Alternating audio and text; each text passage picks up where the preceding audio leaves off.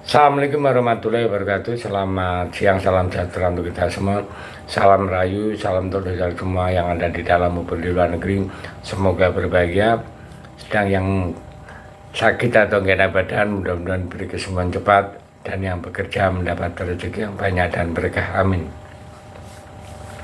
Kita tahu tadi malam timnas U22 mewakili senior kan, lawan dengan Myanmar. Ya, jadi sebelumnya itu kan pelatih Myanmar kowar-kowar ya. Ini menghadapi anak kecil bilangnya. Jadi Mio aja, susah. Mio Ang namanya susah ya. Ya sebelumnya sebut tim Indonesia itu anak kecil. Kini dipermalukan oleh Marcelino dan kawan-kawan dalam pertandingan timnas Indonesia melawan Myanmar.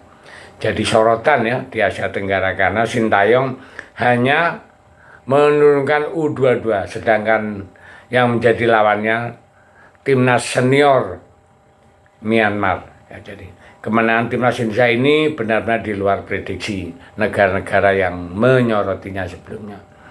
Sejumlah media, bahkan Vietnam juga meremehkan Indonesia. Vietnam menyebut bahwa Indonesia akan menjadi juru kunci karena hanya turunkan U22. Bukan hanya itu, pelatih Myanmar ya, yang juga menyebut bahwa dirinya akan menang telak.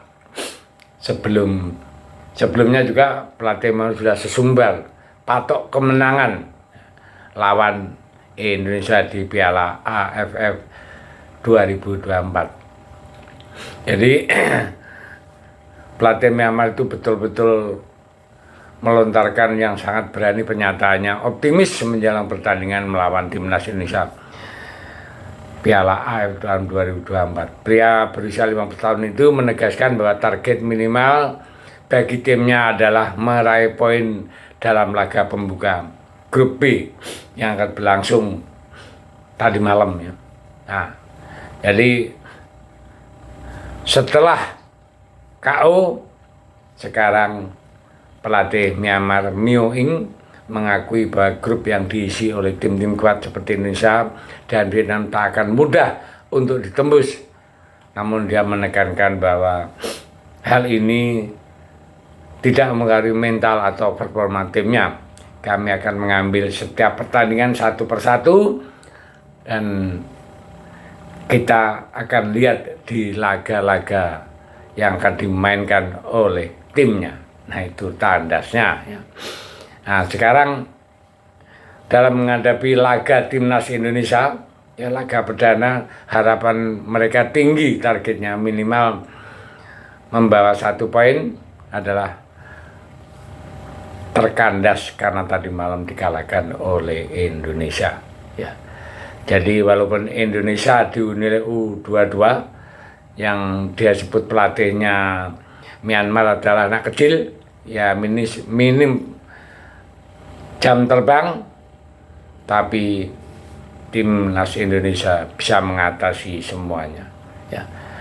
Hal itu tidak terlepas dari strategi Sintayong ya, di dalam menurunkan U22. Itu tidak bisa dianggap remeh. Di luar dugaan ya, pelatih Myanmar itu mengatakan level Indonesia memang sudah meningkat tradisi. Setelah kalah dia baru bingung ya. Kekompakan para pemain mudanya sangat baik sehingga timnya tak mampu mengimbangi di lapangan. Nah ini juga termasuk boleh juga ini pemain ini pelatih ini, karena dia mengakui tidak mencari kambing hitam, tapi langsung mengakui bahwa timnas Indonesia walaupun turun U22 sangat oke, levelnya sudah berbeda, begitu katanya Mio ya. Nah kekalahan lain ya, dalam hal ini Thailand juga main dengan bagus melawan Timor Leste. Vietnam menghantam Laos juga dengan telak. Jadi sekarang Indonesia harus betul-betul mempersiapkan diri, yang mana laga yang paling sulit ada lawan Vietnam ya, karena Vietnam sudah mengajar 4-0 Laos. Inilah yang perlu dipersiapkan oleh Sintayong. Ya, kembali lagi timnas Indonesia yang melawan Myanmar, padahal sudah diperkuat pemain-pemain yang sudah banyak pengalaman ya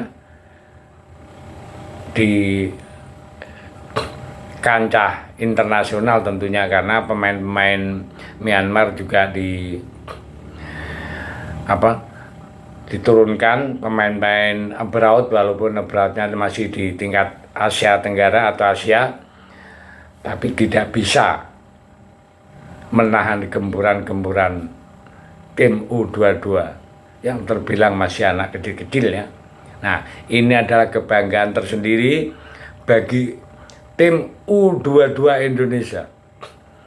Maju terus Garuda Muda. Kami mendukungmu ya.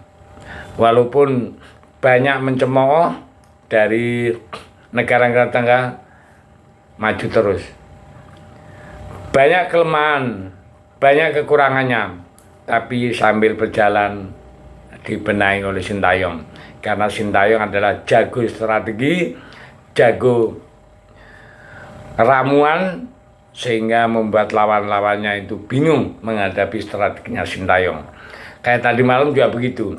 Di babak pertama, aduh, betul-betul permainan itu nggak bisa berjalan dengan maksimal.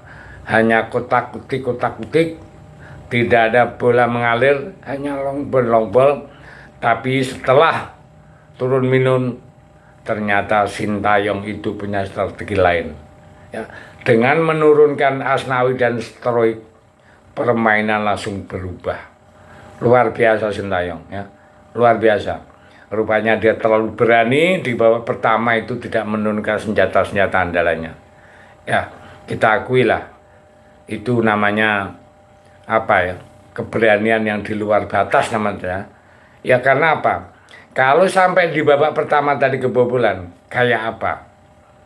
Itu yang ya menurut saya itu sangat berani, terlalu berani Sintayong dengan apa namanya, skema-skema yang menurut saya tidak perlu tapi tetap dipasangkan ya.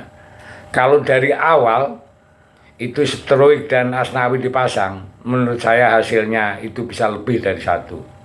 Karena babak kedua setelah diturunkan itu betul-betul menguasai bola, ancaman-ancaman itu banyak sekali. Walaupun hanya gol 1, tapi itu nggak apa-apa. Itu adalah untuk mempersiapkan diri nanti menghadapi Vietnam. Yang saya itu terima kasih, Merdeka.